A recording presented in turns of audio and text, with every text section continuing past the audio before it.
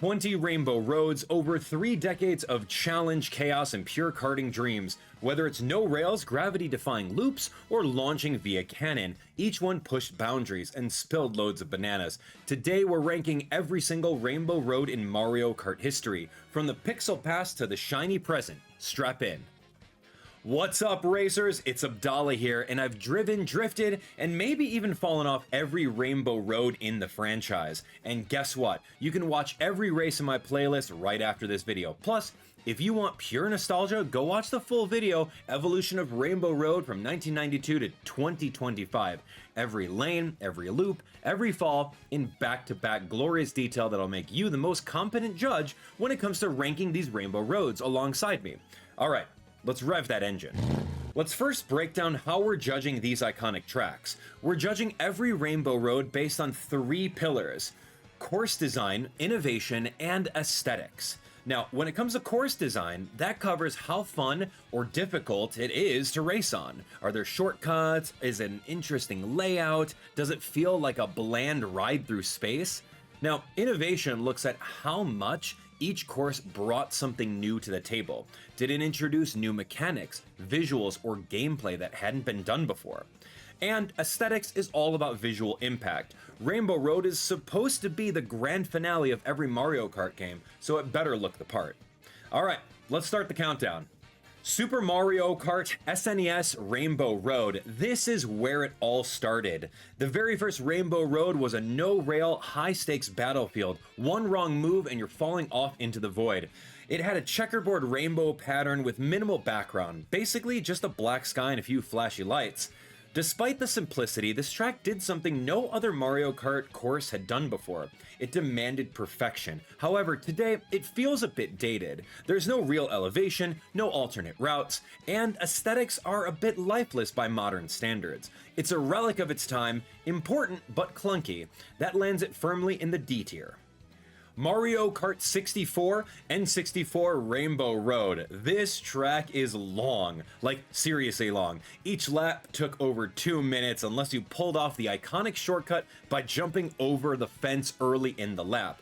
For players in the know, this was revolutionary. Visually, it had these cool neon signs of all the characters lining the sky, there were chain chomps racing alongside you, and a sense of scale that really sold the grandeur. But the length and simplicity of the layout made it feel repetitive. Still, the shortcut and visuals carry it into the A tier. Mario Kart Super Circuit on Game Boy Advance Rainbow Road. The Game Boy Advance version ramped up the difficulty with tons of boost pads and bumpers that would launch you into the air and off the stage if you weren't careful. The track tried to be more dynamic with those mechanics, and the background featuring a crescent moon and Bowser's castle gave it some personality. It's a chaotic and rewarding track for skilled players, but it still feels like a halfway step between the old and the new. This one settles in the C tier. Super Circuit SNES Rainbow Road Remake. This remake did little to enhance the original SNES track. It removed the iconic thwomps, added a little bit of minor visual polish, and that's about it. The flat design is exactly the same, and it doesn't bring anything new in terms of gameplay or experience. It's more of a reminder of how far the series has come. Another D tier ranking. Mario Kart Double Dash Rainbow Road. Okay, this is where things got wild. The GameCube Rainbow Road introduced shooting stars that you can actually collect for items, even when in first place. The track featured both railed and not railed sections, dynamic twists and turns, and a glowing city skyline below you. The music is legendary and gives this track a celebratory finale feel. The cannon launch halfway through the track is an unforgettable set piece. With so much personality and creativity, this is easily A tier. Mario Kart DS Rainbow Road. The DS version took inspiration from Double Dash, but threw in a literal loop-de-loop and corkscrew. While it was all cosmetic and didn't really affect how you played, it looked amazing and added to the excitement. The track had strong anti-gravity vibes before anti-gravity was a thing. It looked decent for the hardware, and while the design was a bit safe, it earns a respectable B tier. Mario Kart Wii Rainbow Road. Now we're talking. Mario Kart Wii's Rainbow Road is one of the hardest tracks in the series. It throws everything at you. corkscrews, wave-like tracks, half-pipes, and more. It was visually incredible at the time, with planets, shooting stars, tons of color. This one truly felt like a test of skill, and while frustrating at times, it's an iconic entry, definitely A tier. Mario Kart 7 Rainbow Road 3DS Original. This might be the most innovative Rainbow Road ever made. It was a one-lap course split into 3 unique segments. You start in space, then glide through a giant ring planet, drive on the moon, bounce off craters, and finish on a winding road that leads back to the start of the course. It fully embraced the 3DS's features and turned that final track into an adventure. Pure S tier. Mario Kart 7 SNES Rainbow Road Remake. Yet another SNES remake. This one tried to modernize things by adding giant rainbow thwomps that would shake the screen and give you ramps to trick off of, but in the end, it was still a flat track with not much room for creativity. A little better than the original, but not enough to boost it out of the D tier. Mario Kart 8 Deluxe Rainbow Road Original. Now, this is where Nintendo showed off anti-gravity to the fullest. The satellite-style track wraps around space stations and satellites just outside of the Earth's orbit. The turns are tight, the visuals are gorgeous, and the track flow is amazing. This one feels high-tech and challenging but fair. It's a modern masterpiece and an easy S-tier placement.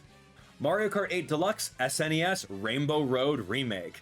Yeah, they made SNES Rainbow Road again. This time, it looks stunning with the Nintendo Switch hardware. Gleaming roads, modern lighting, and smoother physics, but the layout is still the same. No shortcuts, no real changes. It looks the best it ever has, but it's stuck in D tier again. Mario Kart 8 Deluxe N64 Rainbow Road Remake. Now, this remake chopped up the original track into one lap and made it more cinematic. There are fireworks, a toad train, and glowing rails. It kept the spirit, but ditched the famous shortcut and length.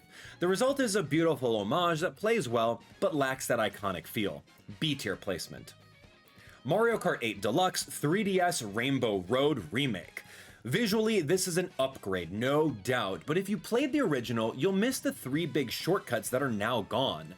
That hurts the replayability and competitive value, but the track is still solid. We're putting it in A tier. Mario Kart 8 Deluxe Wii Rainbow Road Remake. Now this is how you do a remake. They preserved everything that made the original great, added in better visuals, anti-gravity effects, and some smart quality of life improvements. It's just as hard, just as fun, and even better looking. Another strong A-tier contender. A remix of SNES Rainbow Road with a few added ramps and gliders. It tried to mix things up, but it still has that same flat, forgettable energy. Asteroids in the background add a little to the atmosphere, but not much. C tier. Similar to RMX1, this remix adds mushrooms to trick off, but not much else. The visuals are slightly better, but nothing stands out. It plays fine, but doesn't feel special. Another C tier. Mario Kart Tour SNES Rainbow Road. Yes, it's SNES Rainbow Road. Again. This one is basically a direct port from the Mario Kart 8 Deluxe version. Nothing new added. It's a 5th iteration of the same track, and still not great. D tier. Mario Kart Tour 3DS Rainbow Road Remake. This was the first time the 3DS version came back, and the visuals were slightly enhanced, but once again, all 3 original shortcuts were removed, and that takes away a lot of what made the track unique. Still, it's gorgeous and fun to race on. A tier. This is barely a track. It's a visual filter you put over your real-life track in AR. You can see stars and rainbow effects, but there's no defined course design. It's all up to the player. Fun idea, but it's not a real Rainbow Road. F tier placement. Mario Kart World Rainbow Road on Nintendo Switch 2. The newest one, and visually, absolutely stunning. It might be the most beautiful Rainbow Road ever created, but gameplay-wise, it's severely lacking. No real shortcuts, a few elevation changes, and it doesn't use the new mechanics from Mario Kart World like grind rails or wall rides. It plays flat and long, looks great, but feels very hollow, and that lands it into the B tier. And that wraps up our ranking of all 20 Rainbow Roads across the Mario Kart history. Whether you're a fan of classic SNES chaos or the wild innovation of the 3DS and Mario Kart 8 Deluxe versions, there's a Rainbow Road for every kind of player. Now it's your turn. Head to the comments and tell me your favorite Rainbow Road of all time and what tier you'd place it in. If you'd like to see each of the Rainbow Roads on their own, check out the compilation video showcasing all of the Rainbow Roads from 1992 to 2025. And don't forget to like the video and subscribe for more epic Nintendo content. Oh yeah, just in case you didn't see, go watch my Mario Kart marathon where I play through every single one of these mainline Mario Kart games. Thank you so much for watching, and I'll see you on the track.